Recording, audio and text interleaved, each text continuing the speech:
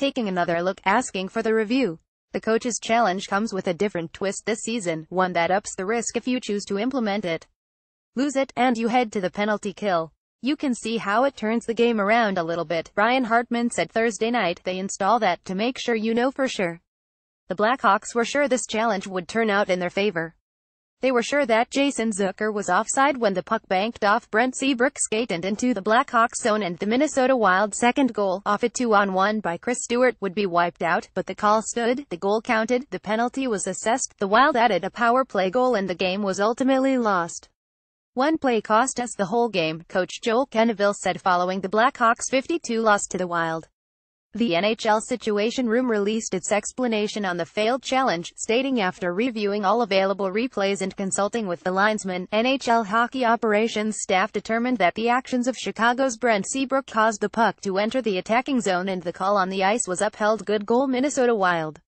The decision was made in accordance with Rule 83.1, which states, in part, that if a player legally carries or passes the puck back into his own defending zone while a player of the opposing team is in such defending zone, the offside shall be ignored and play permitted to continue.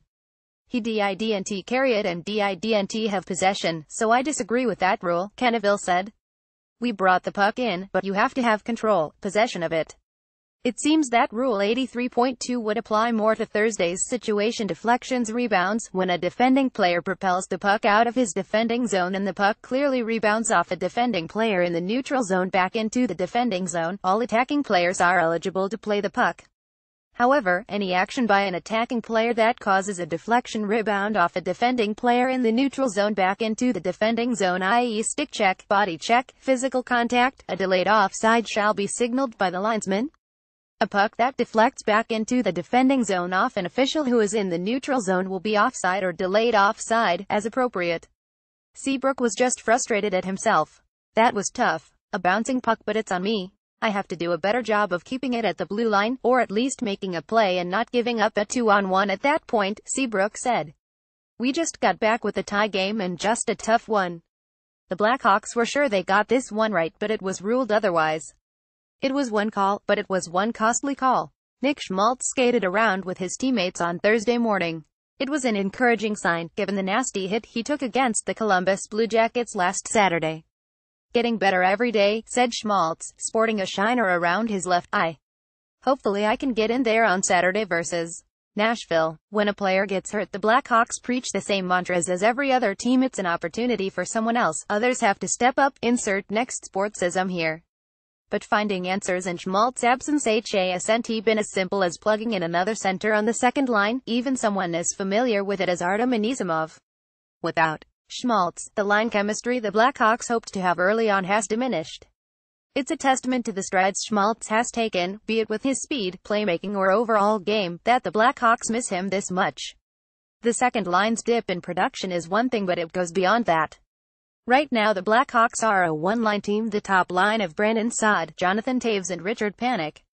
The Ryan Hartman, Anisimov and Patrick Kane combination had been so-so entering Thursday night, when coach Joel Quenneville wanted to give it another try versus the Minnesota Wild. We feel that line, there's enough there to get it going, and Kaner, you can still use him in other places with other lines and you can get something for the other team to be worried about as well, Quenneville said on Thursday morning.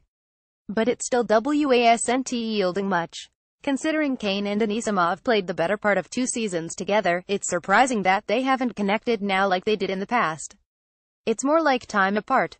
We played all training camp with different partners and we're adjusting, said Anisimov, who's been the Blackhawks' third-line center since the start of camp.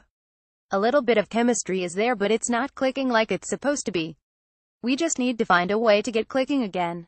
By the third period on Thursday, however, Quenneville put Tanner Kero at second-line center with Hartman and Kane. Hartman scored his second goal of the season, with Kero and Kane assisting. It was something, but again, the Blackhawks are back to making a number of line swaps to rekindle production. Yeah, Schmaltz's presence brings a lot of balance. He's got a lot of speed and it makes the defense second guess and have to back in a little bit, gives the wingers extra time and gives us a net drive, Hartman said. He's definitely a key part to this team and our success, and we're looking forward to having him back soon.